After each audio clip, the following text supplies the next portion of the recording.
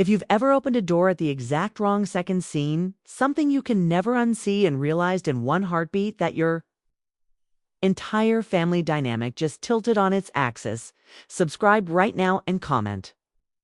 I've been there because I know I'm not the only one carrying something this heavy. This is the complete, unfiltered, true story of the morning I accidentally walked in on my brother-in-law, Jake. And instead of walking away like any normal person, I stayed and changed everything forever. My name is Megan. I'm 34 now. Happily married to Tom for 11 years. Mom to two incredible little girls, Emma, who's 8, and Lily, who's 6. We live in a quiet subdivision outside Raleigh, the kind of place where everyone waves when you walk the dog. The biggest drama is whose turn it is to host book club. Tom is the older brother by 3 years. Steady, funny, works in medical sales. Coaches Emma's soccer team on Saturdays. His younger brother Jake has always been the wild card. 6'3", messy dark hair, blue eyes that make women stupid. The uncle who shows up with donuts and lets the kids stay up late telling ghost stories. Everyone loves Jake. Everyone always has. 4 years ago, Jake was 27 and had just been dating a girl named Rachel for almost 2 years. We all thought wedding bells were coming. Then one Tuesday, he came home from work early and found her with someone else. It wrecked him. He didn't cry in front of us, but I saw the way he stared at walls for hours. 2 weeks later, the lease was in her name. He was suddenly homeless. Tom didn't even hesitate. Basement's yours as long as you need, bro. We turned our finished basement into a little apartment. Queen bed, couch, mini fridge, its own bathroom with the big walk-in shower we'd splurged on during the remodel. Jake moved in with 2 duffel bags and a broken heart. We told him to stay until he felt human again. The first few weeks were fine. He helped with the girls, fixed the leaky faucet I'd been nagging Tom about, made us laugh on nights we were all too tired to talk. He was healing slowly. I noticed little things. He stopped going out on weekends. It worked out like he was punishing himself. And he took really long showers every morning and every night. I didn't think anything of it. Grief looks different on everybody. Then came that Saturday in early October. Tom had left at 4:30 a.m. for an all-day fishing trip with his buddies. The girls were at my mom's for a sleepover. Slept in until almost 9, which felt like heaven. I padded downstairs in my favorite oversized UNC t-shirt and fuzzy socks. Made coffee. Immediately dumped half of it down the front of myself because I'm graceful like that. The stain was spreading fast. I didn't want to run all the way upstairs, so I figured I'd just rinse the shirt in the basement sink real quick. Jake's bedroom door was closed. Bathroom door cracked about 6 inches, steam rolling out like fog. Soft music playing. Some Ed Sheeran song, I think. I assumed he was still asleep in the bedroom part. I pushed the door open without knocking. And there he was, standing under the rainfall shower head, eyes closed, head tipped back, water running down his back. One hand braced against the tile. I had maybe 3 full seconds before he sensed someone was there. In those 3 seconds, my brain short-circuited. I'd seen Jake in swim trunks 1,000 times, but never like this. And the look on his face wasn't just relaxation. It was loneliness so deep it hurt to witness. Like he was trying to wash away more than just a bad week. I should have backed out. Any sane person would have. Instead, I stood frozen. Heart hammering so loud I was sure he'd hear it over the water. When his eyes finally opened and locked on mine, the panic that flashed across his face broke something in me. Comment right now if you're ready to hear exactly what I said in that moment, and why I didn't leave. The second Jake's eyes met mine, every ounce of color drained from his face. He yelped my name, lunged for the shower curtain, slipped a little on the wet tile, caught himself, and just stood there, dripping and horrified. The music kept playing like nothing had happened. Steam curled around us both. I don't know who I was in that moment. I only know I didn't run. I closed the bathroom door behind me with a soft click. Leaned my back against it so no one could walk in, even though we were alone in the house. And somehow, My voice came out calm. "Jake, honey, it's okay. You're okay. I'm not mad."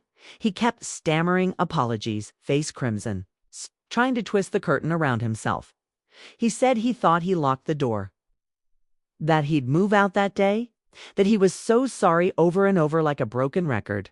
I watched the strongest man I knew shrink into someone small and ashamed, and my heart cracked clean open.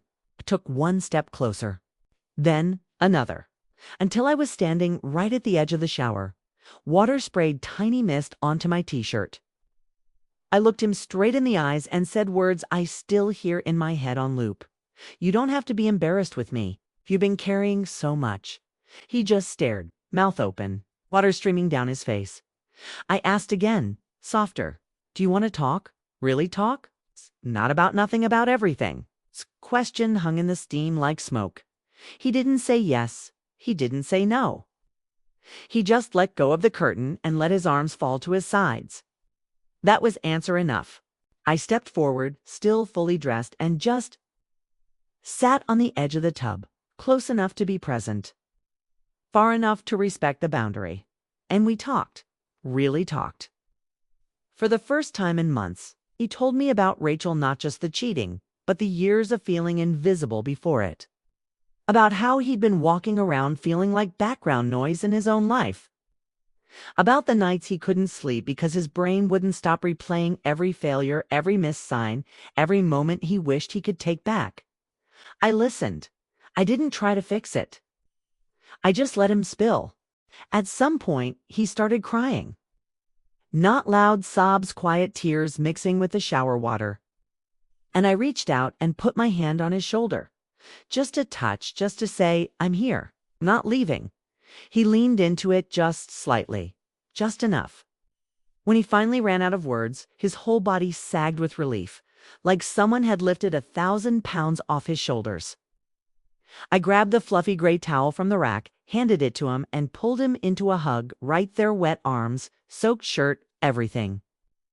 He buried his face in my shoulder and whispered, "Thank you," 3 times like a prayer. We stood like that until the water ran cold. Then I turned the shower off, handed him a second towel, kissed his forehead the way I kiss my girls when they're hurt, and told him to take all the time he needed. I walked out, closed the door softly, and stood in the basement hallway shaking so hard I had to sit on the bottom step. Tom walked in around noon, sunburned, smelling like lake water, carrying a cooler of beer and 0 fish because that's how those trips always go. Jake and I had spent the morning acting like nothing happened. I made pancakes. He played Taylor Swift in the kitchen, laughed too loud at my jokes. If Tom noticed my hair was still damp, or that Jake was quieter than usual, he chalked it up to Jake being hungover from the night before.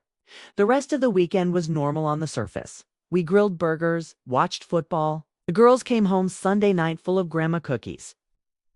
Jake helped Emma with her spelling words, tucked Lily in with the same silly voices he always used. No one could have guessed. But something invisible had shifted. When Jake passed me the ketchup, our fingers brushed tanned. We both jumped like we'd been shocked. When we all watched a movie that night, he sat on the opposite end of the couch. But I could feel his eyes on me every time I laughed. Late that night, after Tom was snoring, my phone buzzed with a single text from Jake. "Are we okay?" I answered, "We're more than okay," and deleted the thread immediately. Over the next weeks, we became experts at pretending. Family dinners, birthday parties, Christmas morning. Everything looked perfect. But in the stolen seconds, loading the dishwasher while Tom showered, brushing past each other in the hallway, walking the dog together when Tom was traveling, we found ways to check in. A hand on the small of the back that lingered half a second too long. A look across the Thanksgiving table that said, "I still remember that morning, still grateful." We never crossed any line after that, not once. But the memory lived between us like electricity looking for ground. For years have passed. Tom and I are stronger than ever. We just celebrated our 11th anniversary in Charleston. Renewed our vows on the beach at sunrise with the girls throwing flower petals. Jake is engaged to a wonderful woman named Emily, who makes him laugh the way he used to before Rachel. They're expecting their first baby in March. Our girls call Emily Aunt Em and fight over who gets to be Flower Girl. Family holidays are louder, happier, fuller. No one has ever suspected a thing. Sometimes, at big family gatherings, Jake and I will catch each other's eye across the room, and there's this tiny flicker. A shared secret smile that lasts half a second and then disappears. Tom will sling an arm around Jake's shoulders and call him little brother, and I'll watch them wrestle over the last dinner roll and feel this complicated. Part guilt, part gratitude, and part something I don't have a name for. I've spent years asking myself the same question on loop. Was what I did compassion or betrayal? Was it a moment of kindness for a grieving Manor? The worst thing a wife could do. The answer I finally landed on is both, and neither. It was human, messy, imperfect, born out of love in the wrong shape. Some secrets don't explode families. Some secrets just live quietly in the corners, waiting for forgiveness that may never come because no one else ever knew they needed to give it. If you're carrying something you think makes you unforgivable, please hear me. You're still allowed to be loved. You're still allowed to choose kindness even when it looks wrong on paper. You're still worthy of the life you have. Thank you for letting me tell the truth out loud for the first time. With love and shaking hands, Megan.